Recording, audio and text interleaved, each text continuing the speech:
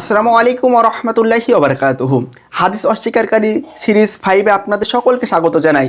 আজ আমরা যে বিষয়টি নিয়ে আলোচনা করব, আলোচনার বিষয় হলো বিশ্বনবী সাল্লাল্লাহু আলাইহি ওয়াসাল্লামের জীবন দশায় হাদিস লিপিবদ্ধের কাজ শুরু করা হয়েছিল।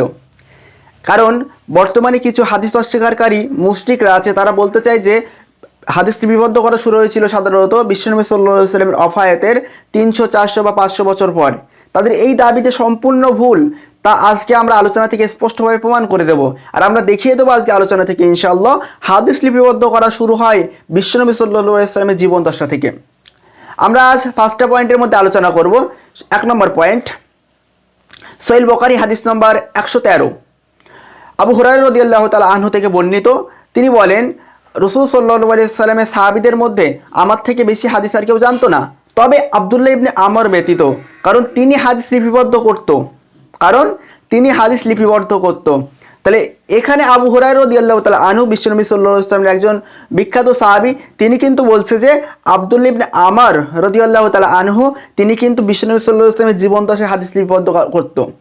তাহলে এই হাদিস থেকে আমাদের স্পষ্টভাবে প্রমাণ হয়ে যায় যে বিশ্বনবী সাল্লাল্লাহু আলাইহি ওয়াসাল্লামের জীবন দশায় হাদিস লিপিবদ্ধ করা শুরু হয়ে গিয়েছিল।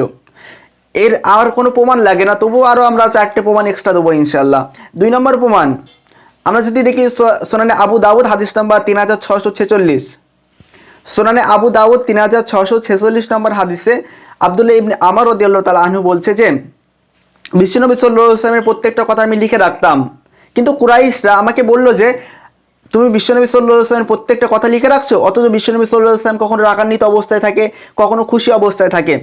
এই কথা শুনে আব্দুল্লাহ ইবনে আমর রাদিয়াল্লাহু তাআলা আনহু বিশ্বনবী সাল্লাল্লাহু আলাইহি ওয়াসাল্লামের কাছে এসে ঘটনাটি বলল। বিশ্বনবী সাল্লাল্লাহু আলাইহি ওয়াসাল্লাম তাকে বলল যে তুমি আমার প্রত্যেকটি কথা লিখে রাখো, কারণ ওই সত্তার কসম আমার এই মুখ দিয়ে সত্য ব্যতীত আর কিছু বার হয় না। মানে বিশ্বনবী সাল্লাল্লাহু আলাইহি ওয়াসাল্লাম আব্দুল্লাহ ইবনে আমরকে বলল যে তুমি আমার প্রত্যেকটি কথা লিখে রাখো, কারণ ওই সত্তার কসম, আল্লাহর কসম, আমার এই মুখ দিয়ে কখনো সত্য ব্যতীত অন্য কোনো জিনিস বার হয় না। তার মানে আমরা আবারও একটা প্রমাণ পেয়ে গেলাম যে বিশ্বনবী সাল্লাল্লাহু আলাইহি ওয়াসাল্লামের জীবন দশায় আব্দুল্লাহ ইবনে আমর রাদিয়াল্লাহু তাআলা আনহু হাদিস লিপিবদ্ধ করা কাজ শুরু করে দিয়েছিল। এবং আব্দুল্লাহ ইবনে আমর রাদিয়াল্লাহু তাআলা আনহু যে হাদিসের যে সহিফাই সাদিকা নামে ইতিহাসের খাতায় স্থান পেয়েছে। 3 নম্বর প্রমাণ, সহিহ বুখারী হাদিস নম্বর 2434, বিশ্বনবী সাল্লাল্লাহু আলাইহি ওয়াসাল্লাম যখন বিদায় হজের ভাষণ শেষ করলো, তখন শাহ রাদিয়াল্লাহু তাআলা আনহু বিশ্বনবী সাল্লাল্লাহু আলাইহি ওয়াসাল্লামের কাছে আসলো এবং বলল, আপনি যে ভাষণটা দিয়েছেন এই ভাষণটা আমাকে লিখে দিন। তখন বিশ্বনবী সাল্লাল্লাহু আলাইহি ওয়াসাল্লাম সাহাবীদেরকে উদ্দেশ্য করে বলল যে এই ভাষণটা এই সাহাবীকে লিখে দেন। এই হাদিস থেকেও স্পষ্টভাবে প্রমাণ পেয়ে গেলাম যে বিশ্বনবী সাল্লাল্লাহু আলাইহি ওয়াসাল্লামের জীবন দশায় হাদিস লিপিবদ্ধের কাজ শুরু করা হয়েছিল। কিন্তু এখন বর্তমানে কিছু হাদিস অস্বীকারী আহলে মুশরিকরা আছে, তারা মানতে চাইবে না, কারণ তাদের একটাই দাবি, আমরা মানছি না, মানবো না, মানে তাদের একটাই দাবি। 4 নম্বর যে প্রমাণ, আমরা হাদিস মানতে বাধ্য। পৃষ্ঠা নম্বর 26, বিশ্বনবী সাল্লাল্লাহু আলাইহি ওয়াসাল্লাম যখন ইবনে হাজামকে ইয়ামনে পাঠাচ্ছিল, তখন তার কাছে একটা পুস্তিকা লিখে পাঠায়। সেই পুস্তিকায় ফারজ, সুন্নত এবং রক্তমূল্য সমস্ত কিছু লিপিবদ্ধ করা হয়েছিল।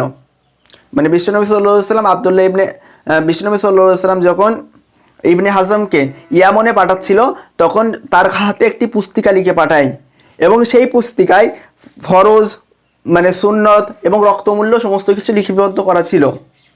5 নম্বর প্রমাণ, আমরা সর্বশেষ যে প্রমাণটা দেখব সেই প্রমাণটা হলো সহিহ বুখারী হাদিস নম্বর 7, বিশ্বনবী সাল্লাল্লাহু আলাইহি ওয়াসাল্লাম তৎকালীন রাজা বাদশাহদের কাছে তিনি ইসলামিক দাওয়াত দিতেন, যেমন রোম পারস্য রাজাদের কাছে ইসলামিক দাওয়াত দিতেন এবং ইসলামিক যে দাওয়াত দিতেন তিনি চিঠি আকারে লিখে পাঠাতেন। আর এই লেখা চিঠিগুলো আজও হাদিসের গ্রন্থে সংকলিত আছে।